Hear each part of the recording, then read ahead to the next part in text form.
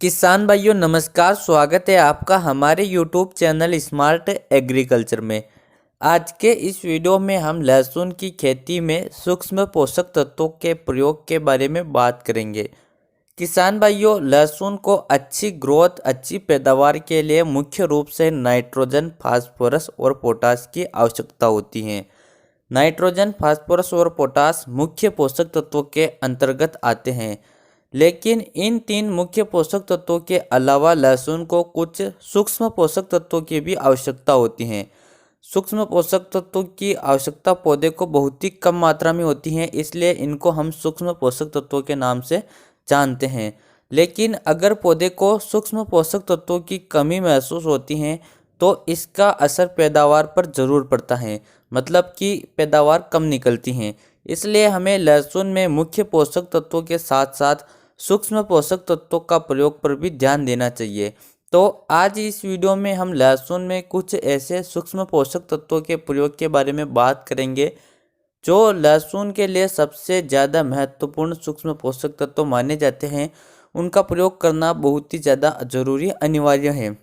तो किसान भाइयों, इसके बारे में आपको वीडियो में पूरी जानकारी मिलेगी, तो आप वीडियो को अंत तक ज़रूर देखना। और आप हमारे चैनल पर नए हो तो चैनल को सब्सक्राइब करके उसके पास जो घंटी के निशान है उसे ज़रूर दबा दीजिए। किसान भाइयों, अब हम बात करें लहसुन के लिए सूक्ष्म पोषक तत्वों के बारे में, तो लहसुन के लिए मुख्य रूप से जिंक, सल्फर, कैल्शियम और बोरान सूक्ष्म पोषक तत्व सबसे ज़्यादा महत्वपूर्ण माना गया है।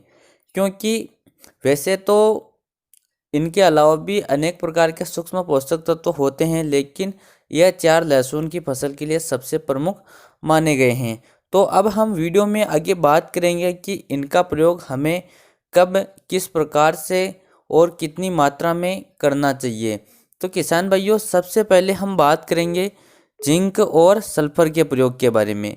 मतलब जिंक और सल्फर का प्रयोग लहसुन में कब करना चाहिए, इनके क्या क्या फायदे हैं। तो जिंक और सल्फर लहसुन के लिए बहुत ही ज़्यादा फायदेमंद माने जाते हैं।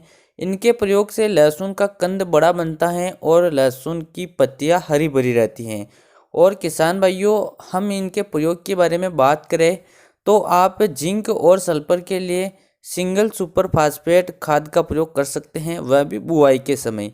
अगर आपने बुआई के समय सिंगल सुपर फास्फेट खाद का प्रयोग किया है तो फिर आपको जिंक सल्फर डालने की कोई आवश्यकता नहीं है। लेकिन आपने बुआई के समय सिंगल सुपर फास्फेट खाद का प्रयोग नहीं किया है, तो जब लहसुन की फसल 30 से 35 दिन की होती है, जब आप उसमें पहला यूरिया डालते हैं तो आप 1 एकड़ में 5 किलोग्राम जिंक सल्फेट जो दानेदार आता है, या फिर आप पाउडर वाले जिंक सल्फेट का प्रयोग कर सकते हैं। इससे लहसुन में जिंक सल्फेट की कमी पूरी हो जाएगी। किसान भाइयों, दूसरे नंबर पर बात करते हैं हम कैल्शियम के बारे में। तो कैल्शियम का काम होता है मजबूती प्रदान करना। तो यह क्या करता है, लहसुन के कंद को मजबूती प्रदान करता है, जिससे लहसुन को अगर आप ज़्यादा दिनों तक रोक कर रखना चाहो, यानी कि लहसुन का भंडारण को आप ज़्यादा दिनों तक रोकोगे तो लहसुन उसमें खराब नहीं होगा। अब बात करें इसका प्रयोग कब, किस प्रकार से करना चाहिए। तो कैल्शियम के लिए आप सिंपली कैल्शियम नाइट्रेट जो खाद आता है, जिसको अधिकतर किसान भाई एनर्जी के नाम से जानते हैं, तो आप 1 एकड़ में 15 किलोग्राम एनर्जी का प्रयोग कैल्शियम के लिए करें। आपको इसका प्रयोग जब लहसुन में आप दूसरी बार यूरिया डालोगे, यानी कि 45 से 50 दिन के बाद, तब आपको कैल्शियम नाइट्रेट 15 किलोग्राम प्रति एकड़ के हिसाब से प्रयोग करना है।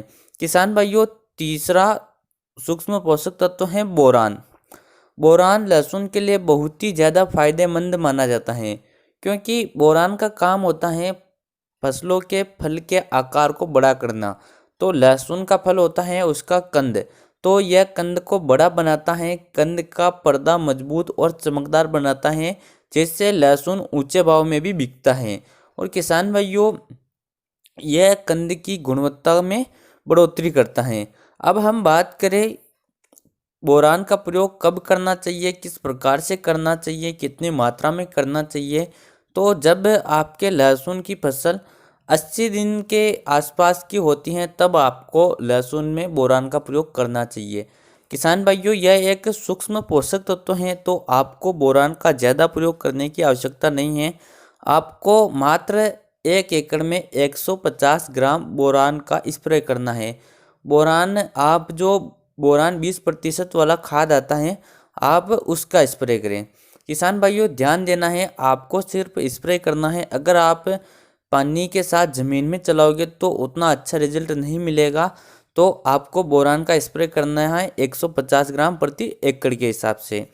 तो किसान भाइयों, हमारा यह वीडियो बनाने का उद्देश्य यही था कि आप लहसुन में कम से कम एक बार इन चारों पोषक तत्वों का प्रयोग जरूर करें।